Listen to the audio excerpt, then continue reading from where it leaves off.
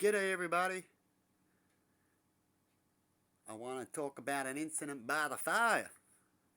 About something that I was hoping it wouldn't happen, but things happen as we're human, and humans take certain steps to defend themselves as a human being, and we have for thousands of years. And I just want to talk about a statement that I mentioned to the police officer, because when I did the incident that I did, that people will know about when it comes to a garage door, they wanted to know, and a threat, and they wanted to know why I did that. And my response is, when someone has stolen from you, have beaten you up, when you've confronted them about issues that were righteous and fair and why they do such things, and you've gone to the law and the law doesn't do nothing and all this kind of thing, right, people? What do you do? What happens in the end to that human being? There's a few things that can happen.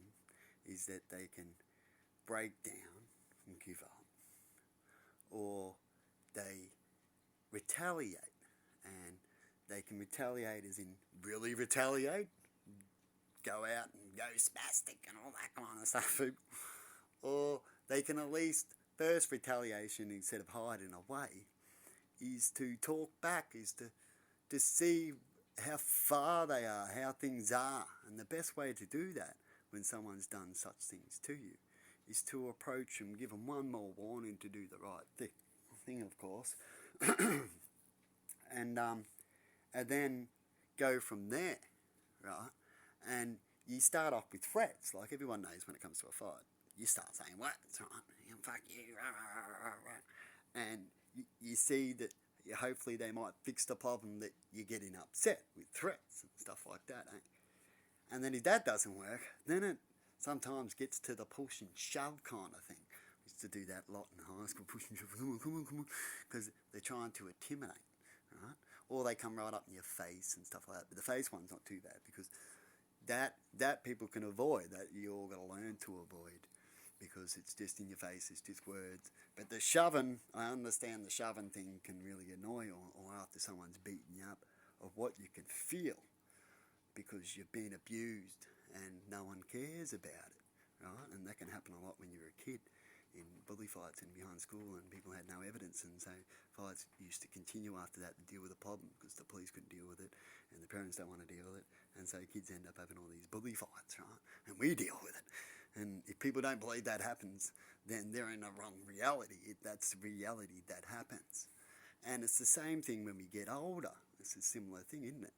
If nothing happens, what will happen in the end if they won't stand down, definitely if they know they're doing the right thing, is first they'll use threats and go, come on, how far do you want to go with this stupid thing? All sorts of threats, which are similar things I was saying.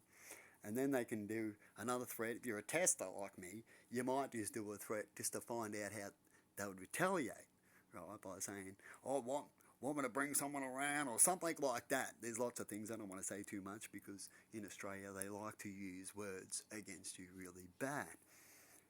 And you can do things like that, right?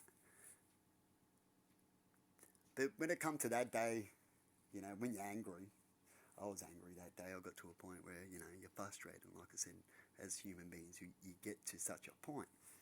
And so I just thought property damage and went and done property damage. And then what can happen is people can make that look violent again. Like when this other person stole from me, it looked physical and violent. Like I was thinking, I had a laugh about it, but also thought straight after, it's like, what happens if I was out there? What would have happened? Would they beat me up, me to stop some person going physically ripping off a sign in anger and then walking away? You wonder about things like that. But anyway, I thought I'd say my say. I said my say when it comes to the statement. I'm hoping the statement was satisfied.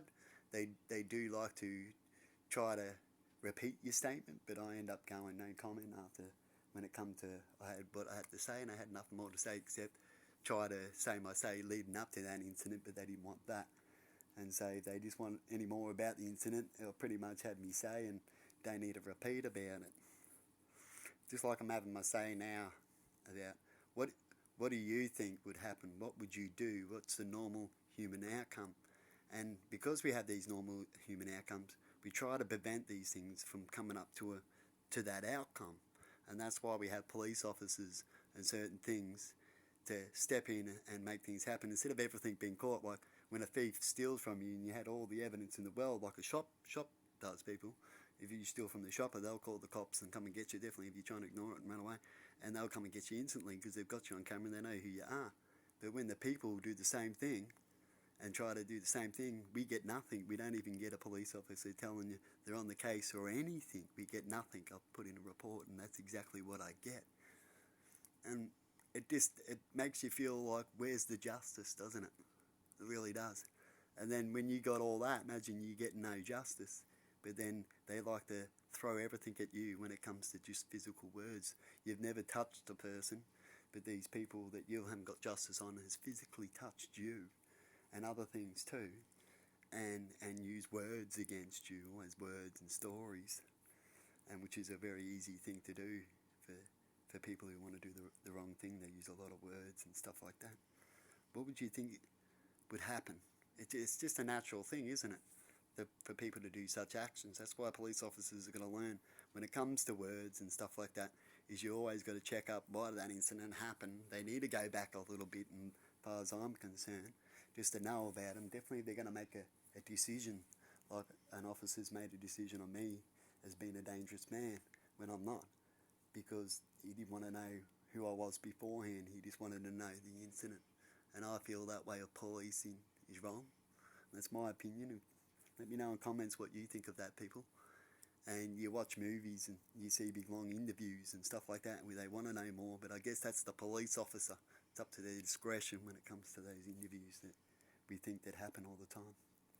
But anyway, have a good one, people, and see you later, and bye-bye.